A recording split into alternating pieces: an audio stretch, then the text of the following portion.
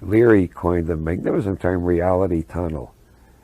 I call it a neurological reality tunnel. Everybody has their own neurological reality tunnel, which is why we misunderstand one another so often and why we misjudge one another so profoundly. Can you describe what a reality tunnel is? We receive, I think, more than 1 billion signals every minute from the environment. Most of them we're not even conscious of receiving. They affect our legs, our arms, our eyes, our ears, our nose, our chest. All this information is pouring in, and the nervous system is making evaluations at different levels, working its way up.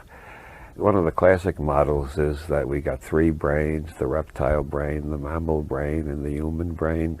I've heard that for so long. I don't know how far back that goes. I knew that when I was in my 20s, which means back in the early 1950s.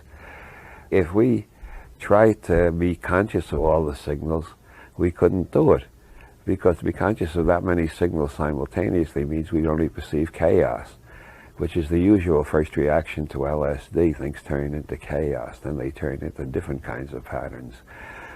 The chaos is because we can't handle that much information and organize it rapidly.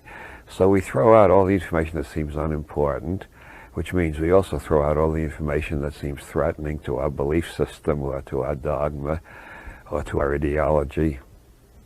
We throw out everything we think can be ignored safely, so we concentrate on the things that seem important. Then our brain constructs a model out of all the information coming up from the rest of the nervous system, and we project the model outward and consider it reality. It's not reality, it's our reality tunnel. Everybody else in the same room is constructing a different reality tunnel. About 40 years now, I've been teaching workshops and seminars, first on general semantics, then on neuro-linguistic programming and various other things. But I've done this experiment hundreds of times where I get the whole audience to describe the hall outside the seminar room. I never have found a case yet in hundreds of experiments where 2 people describe the hall exactly the same. The differences are sometimes astonishing. We all perceive a different world because our brains are organizing it according to patterns the brain has created to organize. And those patterns seem to be created, at this date it appears they are created, by our genetic programs, by our early imprints, by our subsequent conditioning, by our learning, and by whatever experiments we have done in reprogramming our nervous systems, which involve such things as yoga, psychotherapy, general semantics, neuro-linguistic programming, psychedelic drugs, brain tuning machines. And every time we reprogram our nervous system, our reality tunnel should change a little. If it doesn't, we haven't learned anything through that experiment, and it was wasted time.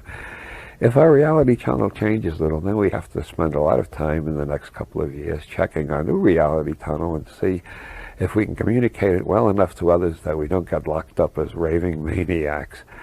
If we don't get locked up as raving maniacs, then you can consider your new reality tunnel possibly just as good as your old one and maybe more accurate in some ways. It's traditionally been part of alchemy for a couple of thousand years, both East and West. The multiplication of the first matter really means changing your nervous system from inside, what John Lilly calls meta-programming.